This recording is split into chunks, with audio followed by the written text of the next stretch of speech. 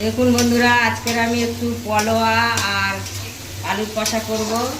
তেলের উপরে আমি গোটা জিরে, তেজপাতা, গোটা গরম মশলা আর ভাজা মশলা একটা করে রেখেছিলাম, সেই মশলাটা আর লঙ্কার গুঁড়ো, হলুদ, একটু চিনি দিয়ে মশলাটা ভালো করে কষা হয়ে গেছে। এবার আমি আলুগুলো ঢেলে দেবো।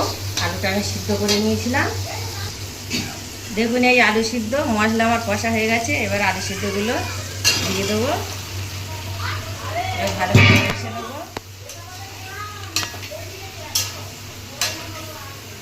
লবণ দেব,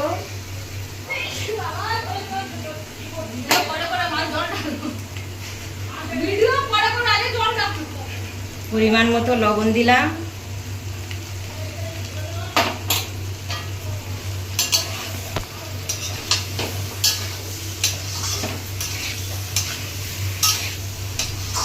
ভালো করে কষে নেব।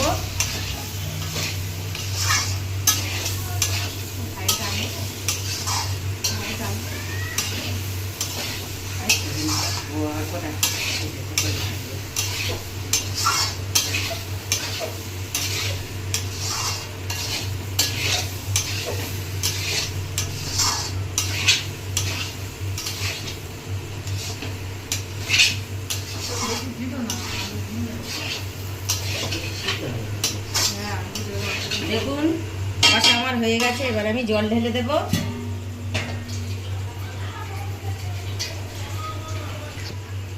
জল ঢেলে দিলাম।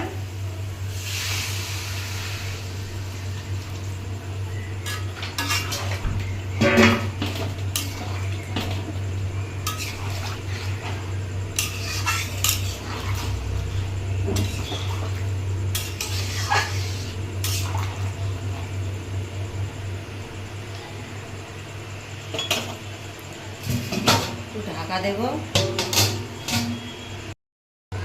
দেখুন বন্ধুরা, তরকারি আমার হয়ে গেছে। তরকারিটা নামিয়ে নেব।